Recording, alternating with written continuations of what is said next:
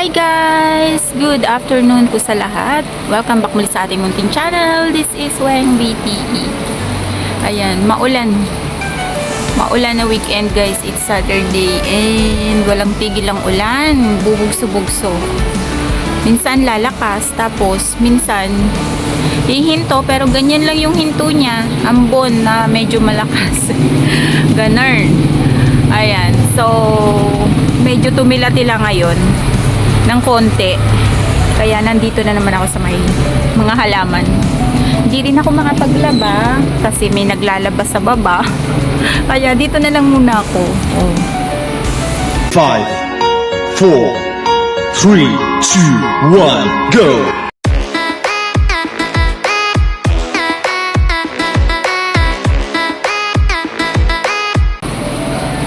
May kukunin lang ako guys, kaya tayo nag-video ngayon. Yun. Kita nyo ba? Yun. Yung pot na yun na nakasabit. Ibababa natin. Ba't nagbablurred? Ibaba natin yan kasi aayusin ko. Parang isang taon ko nang hindi na ibaba yan. Tapos pakita ko sa inyo kung anong itsura niya. Pero ito, this one, ang ganda-ganda na niya. Sumigla ulit yung mga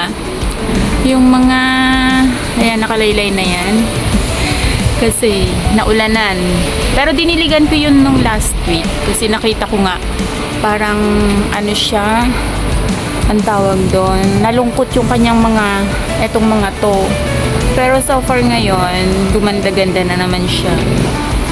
Ayan, nakasabit lang yan dyan guys kasi nga mahaba. So yan, so wait lang, baba ko lang yan ha. Yun, isa na yun, nagbablurred. Ayan guys, naibaba ko na. Ang bigat, ang hirap ibaba. Ginamitan ko lang ng panungkit ng damit para maibaba ko siya.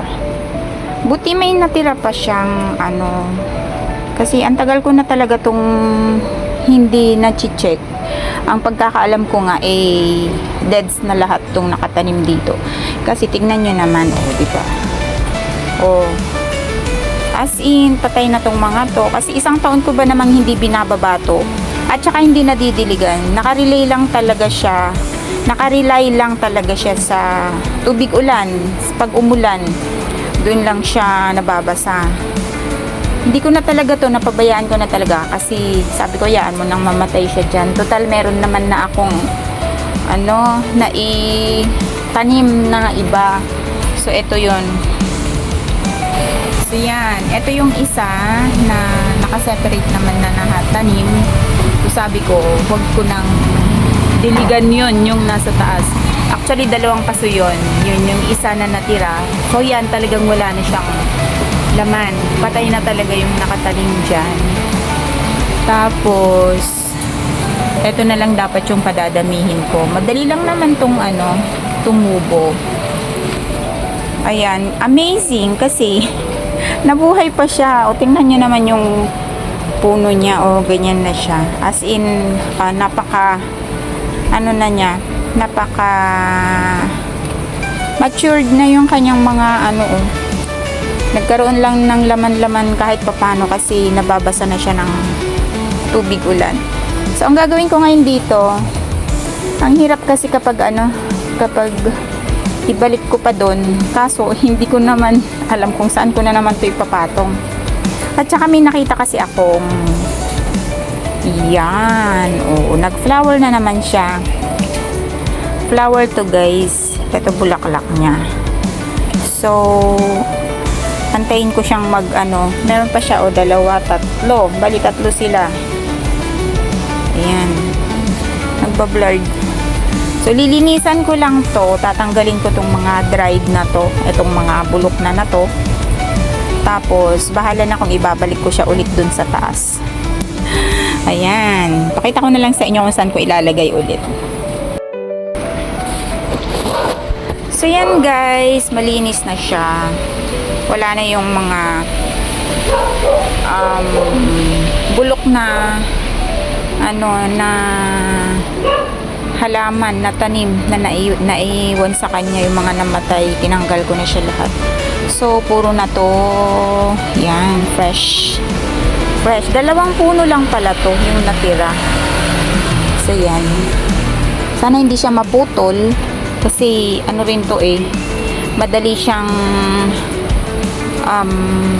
patanggalan ng ng mga to, madaling maputol sa kanya. Pero so far mukhang matibay naman. So yan. Yan. Matibay naman siya. So alam ko na kung saan ko ilalagay actually. Ayan. O diba? Ang ID nga pala nito guys ay si Stinky. Nasa family rin siya ng Stinky cactus. Si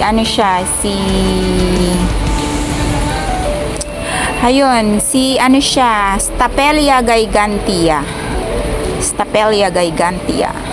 Malaki yung bulaklak nito. So ipakita ko sa inyo yung bulaklak niya. Ito kapag bumuka na siya. Kaya kailangan kong dito lang sa baba siya ilagay para madali nating makuha, mabidyohan. So yan, wait lang ha.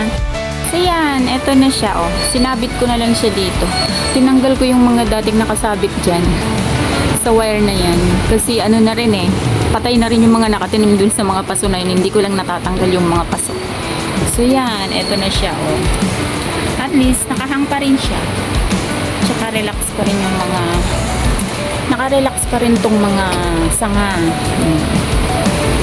Yan, kapag bumaba kasi tong mga to, pag bumaba yung mga yan, lalaylay rin siyang ganyan.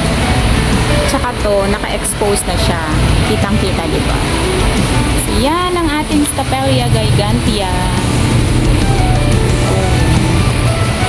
Ang ganda ng kanyang pwesto. So, yan. Thank you for watching. Bye everyone. Keep safe dahil maulan. Bye-bye.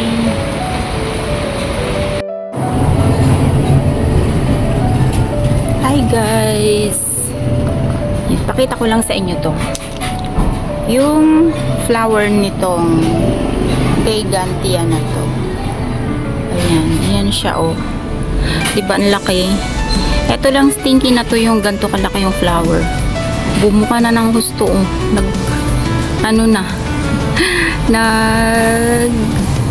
tawag doon, bumaluktot na siya.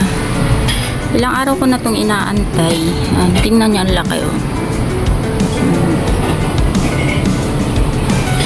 diba? Ayan, pakita ko lang sa inyo kung ano itsura ng flower niya. Hairy siya, hairy. Tapos nangangamoy talaga, as in stinky. Pero hindi naman kumakapit sa kamay. Hindi naman siya kumakapit sa kamay yung amoy. Kahit haplusin mo siyang ganyan, hindi siya kumakapit sa kamay yung amoy niya. Diba? Ang laki. Ang laki niya. Yan. Para lang siyang starfish. Shape siya ng star. Hindi kasi siya umayos Ayan Para siyang starfish. Smile in your heart.